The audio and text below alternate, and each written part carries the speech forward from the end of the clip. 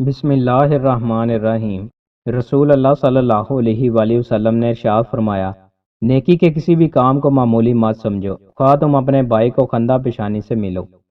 رسول اللہ صلی اللہ علیہ وآلہ وسلم نے ارشاد فرمایا، اے مسلمان عورتوں، کوئی عورت اپنی پڑوسن کے ہدیے کو حقیر نہ سمجھے، اگرچہ بکری کا پایا ہی کیوں نہ ہو۔ رسول اللہ صلی اللہ علیہ وآلہ وسلم نے ارشاد فرمایا، قرآن پڑھا کرو کیونکہ یہ قیامت کے دن اپنے پڑھنے والوں کی شفاعت کرے گا۔ رسول اللہ صلی اللہ علیہ وآلہ وسلم نے ارشاد فرمایا، حیا ایمان کا حصہ ہے اور ایمان والے جنت میں ہوں گے، جبکہ فحش کوئی برائی ہے اور برائی والے جہنم میں جائیں گے۔ رسول اللہ صلی اللہ علیہ وآلہ وسلم نے ارشاد فرمایا، جمعہ کا دن تمہارے بہترین دنوں میں سے ہے، لہٰذا اس دن میرے اوپر کثرت سے درود صلوات بھیجا کرو، اس لیے کہ تمہارے درود مجھ پر پیش کیے جاتے ہیں۔ رسول اللہ صلی اللہ علیہ وآلہ وسلم نے ارشاد فرمایا، جو کسی مسلمان کا عیب چھپائے گا، اللہ پاک دنیا اور آخرت میں اس کے عیب چھپائے گا۔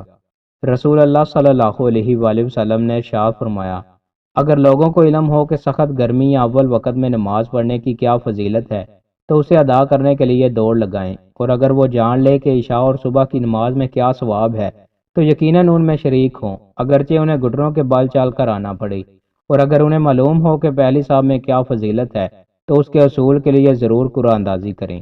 رسول اللہ صلی اللہ علیہ وآلہ وسلم نے ارشاد فرمایا، قیامت کے دن سے پہلے ایسے دن ہوں گے جن میں جہالت اتر پڑے گی اور علم اٹھا لیا جائے گا اور حرج بڑھ جائے گا اور حرج قتل ہے۔